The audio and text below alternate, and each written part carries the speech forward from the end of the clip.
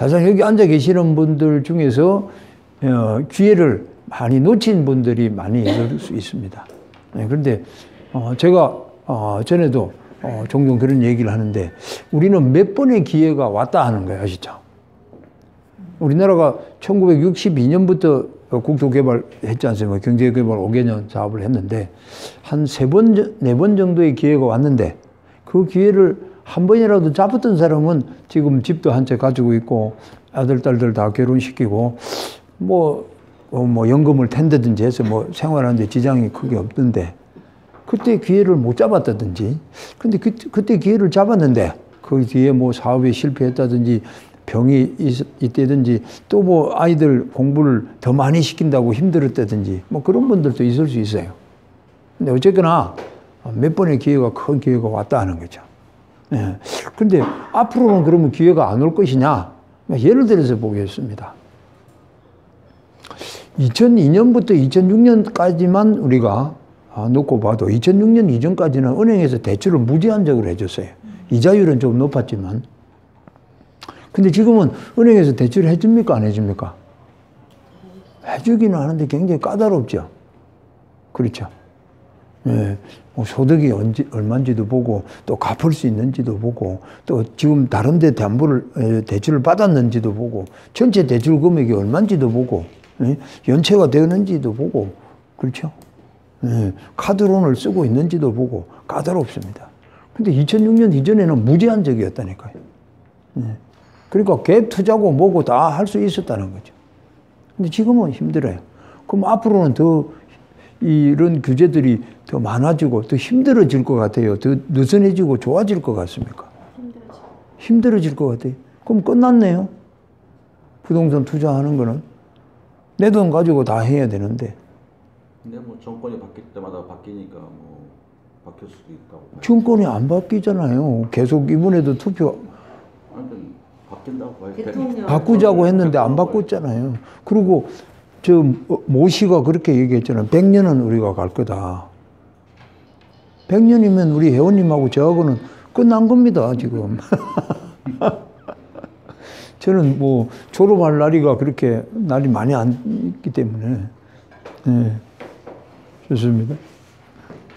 더 힘들어질 수 있다, 이렇게도 생각하죠. 근데 그거는 하나만 보면 그래요. 근데 이자율을 보면 옛날에는 5%, 6%였어요. 지금 몇 프로입니까? 2%? 2%? 예, 3%. 어떤 사람이 3% 내가 받는다 그러면 3% 가지고 뭘 그래? 난 2.2%야 이러지. 그렇죠? 그렇잖아요. 그리고 지금 또 어떤 사람은 이렇게 얘기해요. 아주 뭡니까? 제로금리로 갈 거다. 이런 얘기도 하잖아요. 그렇죠? 그럼 어떻습니까? 은행에서 돈을 내가 빌려 쓸 수만 있다면 이거는 땡이네. 그렇죠? 그렇죠. 아니에요? 그럼 그런 점에서는 가능성도 또 있는 거네. 하나만 볼 건 아니죠. 좋습니다. 어쨌거나 좋습니다. 그러면 오늘 사람들이 이런 걱정을 많이 해요. 그럼 제가 왜 어떤 걱정을 하냐면 대출은 빚인데 빚을 많이 지고 자꾸 사면 나중에 그 빚 어떻게 갚느냐, 못 갚으면 파산될 거 아니냐. 특히 여자분들이 이런 걱정을 많이 해요. 아시죠? 네. 남자들은 그렇게 생각 안 하는데, 그럼 우선 우리가 좀 간단하게 분석을 해보겠습니다. 그럼 태어날 때에 그냥 태어났습니까? 부모님의 몸을 빌려서 태어났어요. 빌려서 태어났죠. 학교 다닐 때 공부할 때에 그냥 자기가 공책 다 만들어서 공부했습니까? 저 노트 하는 공장에서 만드는 거 가지고 공부했습니까? 어떻습니까?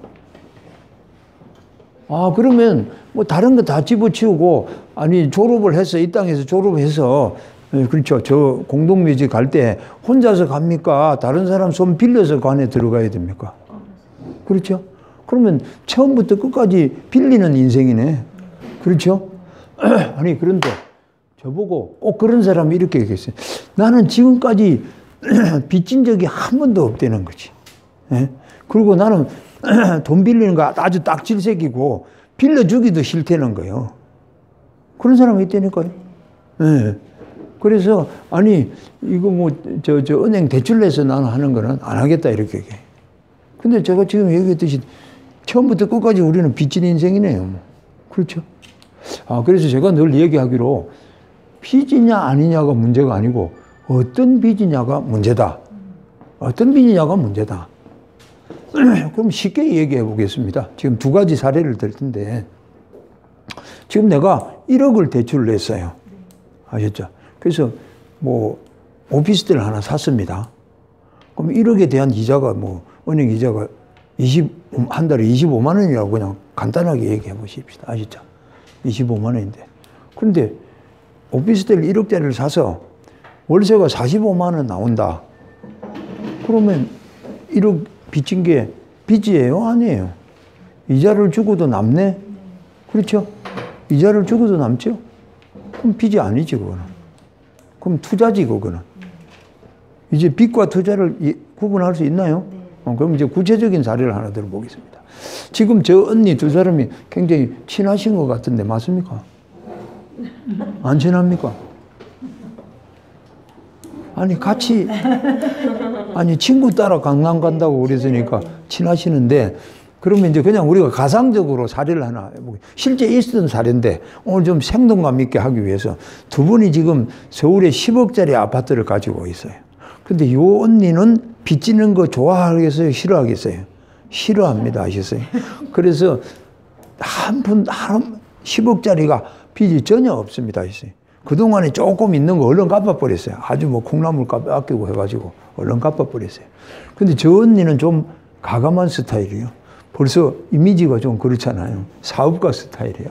그래서 빚을 뭡니까? 10억짜리 지금 아파트인데 8억을 대출을 했어. 그러면 8억을 내면, 그리고 8억을 냈으면 어떻습니까? 그리고 지금 또 뭡니까? 어디 신용대출 한 1억쯤 더 해줄 수 있는 거 또 물어보고 다녀, 저 언니는. 네. 그런데 저 여기 종로에서 돈 빌려주는 사장님이세요. 네. 그래서 1억을 빌려주겠다는 거예요. 그래서 9억을 아셨죠? 대출을 했어요.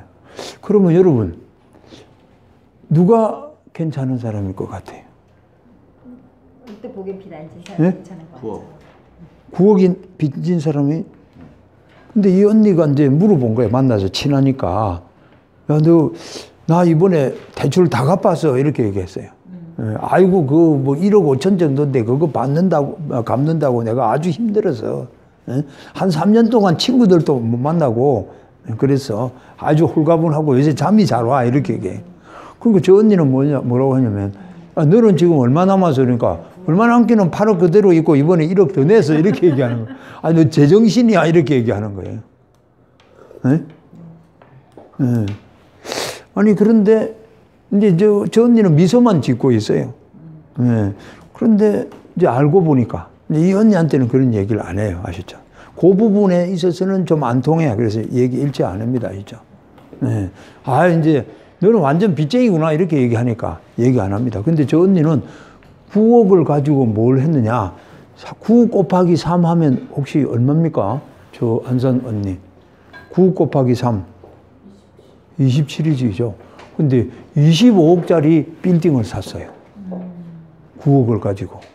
아니, 선생님, 9억을 가지고 25억짜리 빌딩 살 수 있습니까? 살 수 있습니다. 그렇죠? 네, 그걸 우리는 뭐라고 하느냐. 예. 좀 유식하게 투자 승수다. 이렇게 얘기해. 아시죠? 그러니까 무슨 얘기냐면 내가 3억이 있으면 요게 이 투자 승수가 를 곱하면 여기 투자를 할 수 있는 금액이 나오는 거예요. 근데 이 투자 승수가 얼마냐? 3입니다. 그렇죠? 그럼 얼마? 9억이에요. 그러니까 무슨 얘기냐면 내 3억이 있으면 9억짜리 부동산을 손에 넣을 수 있다. 이런 얘기예요. 다시 말하면 9억짜리를 사서 유지가 될 수 있다는 거예요. 그러면 저 언니가 지금 아까 9억이니까 곱하기 3 하면 얼마입니까? 27억이죠. 그 25억짜리를 사도 된다는 얘기 아시죠? 그럼 보겠습니다. 자, A라는 사람은 10억짜리 아파트를 가지고 25억짜리 건물을 샀어요. 그러니까 얼마입니까? 35억의 자산 가치를 가지고 있죠. 근데 지금 B라는 분은 10억짜리 아파트인데 이게 없죠? 그럼 얼마입니까? 10억이에요. 근데 요새 갑자기 언론에 막 우리 동네가 뜬다고 그래. 그래서 뭐 5천만 원 올라갔다가 8천만 원 올라갔다가 지금 1억 2천까지 올라갔어. 그렇게 해도 얼마입니까? 11억 2천이죠. 여기는 이거 계산 안 해도 35억이죠. 자, 그러면 누가 투자라는 입장에서는 잘한 것 같습니까? A입니까? B입니까? 아, 그러면 어떻습니까? A라는 입장을 계속 고수하겠습니까? B로 가겠습니까? 네. 이제 이해가 좀 되시나요? 제가 그냥 빈말로 그냥 하는 거 아닙니다. 진짜. 이건 정해져 있는 것도 아닌 거죠. 네. 근데 간혹 이제 이렇게 A와 같은 그런 것을 물론 뭐 제가 봤을 때 스트레스는 안 받겠죠. 그렇죠. 뭐 스트레스는 안 받겠죠. 그런데 늘 제가 얘기했지만 이 세상에 공짜는 없는 거예요. 이 사람은 스트레스를 안 받는 대신에 뭡니까? 자산 가치는 없잖아요. 이 사람은 스트레스 좀 받지만은 뭡니까? 자산 가치가 많잖아요. 그러면 우리가 어느 쪽을 선택해야 되느냐? 그래서 이때에 조금 전에 얘기할 때 이 부분을 우리는 뭐라고 하느냐? 아까 요걸 뭐라고 한다고요? 지렛대다 이렇게 얘기해요. 이렇게 큰 돌이 있을 때 바위라고 합시다. 그냥 들면 안 들린다는 거죠. 근데 이게 지렛대를 넣어서 이렇게 들면 들리더라. 요게 바로 뭐냐? 조금 전에 얘기했듯이 자의금이라든지 대출이라든지 때로는 말이죠. 돈이 아닌 것도 이런 역할을 할 수 있습니다. 기관이라든지. 아니 스님, 기관이 무슨 지렛대가 됩니까? 지금 우리 뭡니까? 사업하시는 사장님 거래처에 지금 5천만 원 줄 게 있는데 아시죠? 근데 6개월짜리 어음을 끊어서 주니까 받더라. 그럼 5천만 원을 6개월이라는 기간 동안에 활용할 수 있는 거 아니에요? 아시죠? 한번 그러면 물어보겠습니다. 우리 이 회원님, 혹시 저 종로 강화문에 가면 종로 일가에 교보문고라고 아시나요? 교보문고 아시죠? 교보문고는 뭐 하는 데입니까? 책 파는 데죠. 그렇게 다 생각하고 계세요. 저는 그렇게 생각 안 합니다. 왜? 저는 책을 만들어서 교보문고에 팔았던 사람이니까. 교보문고는 보십시오. 근데 책을 사러 교보문고에서 혹시 사신 적 있나요? 없습니까? 우리 회원님은 사신 적 있어요? 근데 현금을 사셨어요? 외상을 주고 샀습니까? 카드. 카드는 외상이에요? 현금이에요? 아, 이분은 이것부터 고쳐야 됩니다. 카드는 현금입니다. 네? 카드는 빠르면 일주일 안에 다 현금으로 줍니다. 그렇죠? 그리고 내가 다 뭘 줍니까? 그 이자를 주잖아요. 교보문고에서는 카드로 긁으면 일주일 안에 현금 들어오는데 왜 그 외상입니까? 저는 한 달 동안. 그렇죠. 한 달 동안. 그 대신에 한 달치 이자를 주잖아요. 카드 이자를. 안 주는데. 안 줍니까? 네네. 3,000원. 다 일시불은 아니니까. 자, 봅시다. 이제 이해가 되시나요? 자, 나는 현금 주고 분명히 책을 샀습니다. 그런데 제가 이 회원님이 산 책을 만들어서 교보문고에 대줬습니다. 이번 달에 10권을 주었어요. 근데 이분이 10권을 10만 원에 샀습니다. 그럼 제가 이달 말에 가서 책값 좀 주세요. 그냥 단순 계산을 합시다. 10만 원 내놓으세요. 그러면 교보문고가 우리가 받았으니까 카드로 받아서 벌써 일주일 뒤에 돈이 들어왔어요. 현금이. 그러니까 10만 원 가져가세요. 할 것 같아요? 안 할 것 같아요? 안 합니다. 아셨어요? 지금은 그래도 많이 좀 좋아졌는데요. 3개월 6개월 줘요. 아셨죠? 그러면 조금 전에 머리에서 현금 받았잖아요. 그걸 뭡니까? 자기는 6개월이라는 기간 동안에 활용하잖아요. 그리고 그게 교보문고에 대주는 책만 해도 수백 군데잖아요. 그 금액만 해도 한 달에 수십억이 될 거 아니에요. 그렇죠? 그러니까 앞에서는 무슨 장사? 책 장사. 뒤에서는 무슨 장사? 돈 장사를 하고 있는 거예요. 아셨어요? 그러니까 뭐도 지렛대가 된다. 기관도 지렛대가 될 수 있는 거죠. 네. 사장님 아셨죠? 그래서 부동산으로 해서 가장 빨리 성공할 수 있는 사람이 장사하시는 분이라는 거예요. 왜? 이 기관을 활용할 수 있는 유동성 자금을 확보를 하고 있으니까.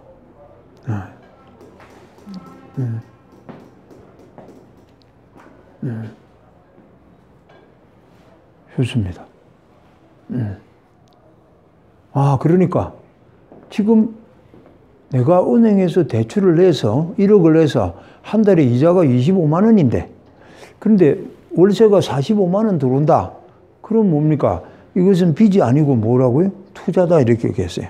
근데 25만 원이 은행 이자가 나가야 되는데 월세는 20만 원이 들어온다. 그럼 그거는 빚이지. 그렇죠? 아닙니까? 이런 개념을 갖느냐 안 갖느냐 그게 성공하는 사람들의 생각이다 하는 거죠.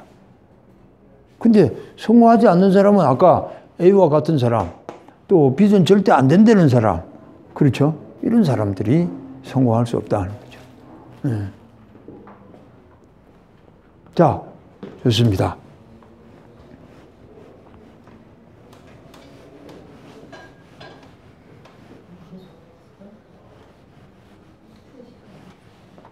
아, 그런데요.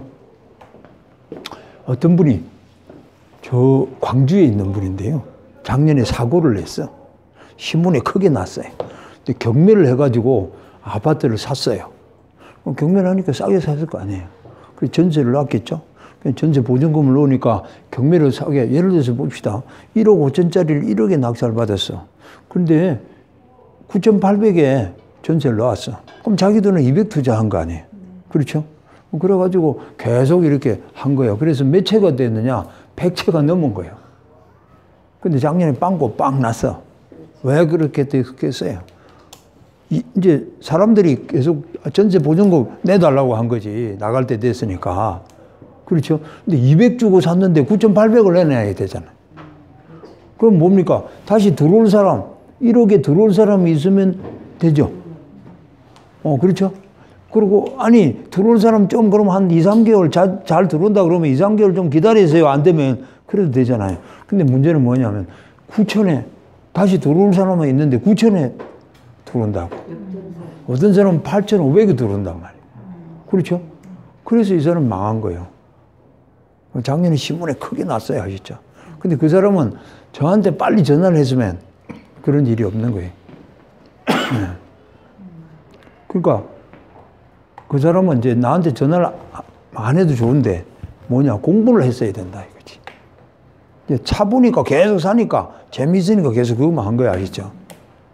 저는 그런 사람 브레이크를 걸린다. 왜 그러냐면요. 그런 사람들이 사례가 뭐 많지는 않은데 그 이전에도 그런 사례들이 있었어. 아시죠?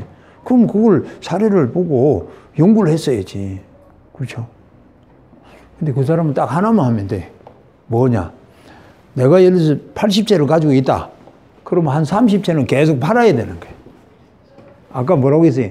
유동성 자금을 확보하지 못했기 때문에 안 된 거예요. 이 원리를 알아야 되는 거예요. 알겠죠? 계속 팔아서 유동성 자금을 확보해야 그게 되는 거다 이거지. 하나만 알고 둘은 모르는 거죠. 왜 그러냐? 공부를 안 한 거다 하는 거지. 자, 좋습니다. 그러면 오늘 이제 두 가지 얘기를 했으니까 뭐 긴 시간